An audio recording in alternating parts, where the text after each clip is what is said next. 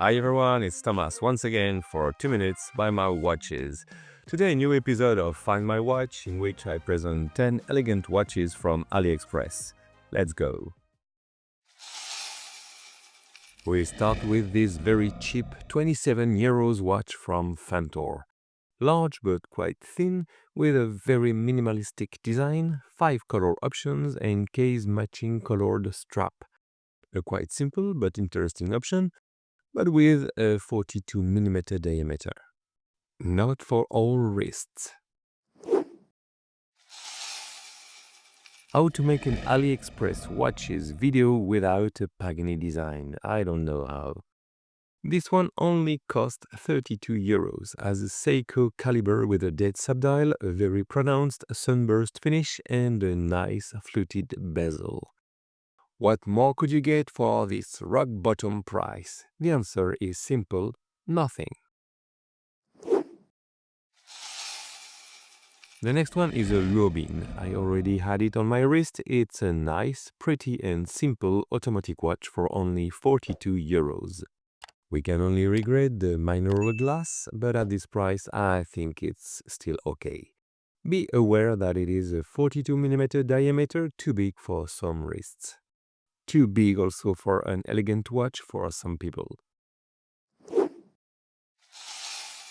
Let's switch gears with a rectangular Specht Söhne. I didn't fall for it because it seems a little bit small to me and my large wrist, but it is very beautiful, quite thin at 10mm and contains a Seiko VH31 Mecha Quartz, protected by a sapphire glass, all for 53 euros. I've never tried a Thorn, but I really like this second-hand subdial and this sector dial, available for 63 euros. These are two truly different versions, with a much more elaborate dial on the bronze-like version, but apparently it's stainless steel, decorated with a guilloche in its center, my favorite of these two models. But the steel version, although simpler, really looks elegant with its blue hands like all the indications on the dial. For 67 euros, you could have this 38mm Seestern, currently on price reduction, which seems to be a pretty homage. With a sapphire glass and an automatic Sigel ST 1701, it's a very interesting choice at this level of price. And they also added a great selection of colors and a nice touch. Be careful to appreciate the very fine and angular lugs. But now comes the hardest part, choosing your color. I think I would choose aquamarine. This one is a very elegant Lobinni. A very thin choice with only 7mm, which compensate a little for the quite large 41mm diameter. Protected by a sapphire crystal, it houses an unknown Japanese quartz caliber with a small second subdial. Also available in 30mm, rather for women, both at 99 euros each. Ooh, I like this one. A Borman in 41.5mm diameter and only 9.5mm thick. A good ratio, I think. I like these smoky gradients and the different color options. I also think the pulsometer scale on the perimeter of the dial is what makes it really different. It's not useful, therefore it's essential. At 119 euros.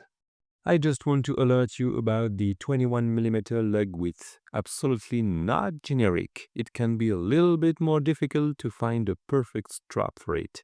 I prefer the classic 20mm lug width. I'm not sure all of you will think it's an elegant watch, but this dial, wow. Of course, I prefer the mint green version. I like the 39mm diameter, the domed sapphire glass, and of course the Seiko NH35 automatic caliber. Specs are on top. Look is very simple, but with a wow effect. I really like this watch. Maybe a little less the 172 euros asked, but if the finishing is good, it can be worth it. And to conclude, a Farasute, the most expensive of this top 10 at €384. Here is a very pretty watch with a nice and original power reserve indicator. 40mm for this one, sapphire and an unknown end-wound mechanical movement, customized long power reserve caliber. Some comments say 80 hours of power reserve. The back is transparent and offers a nice view on the caliber. On the other hand, and it's a personal opinion, I don't like crown cabochon. This one isn't too prominent, but I'm not a big fan of the visual effect.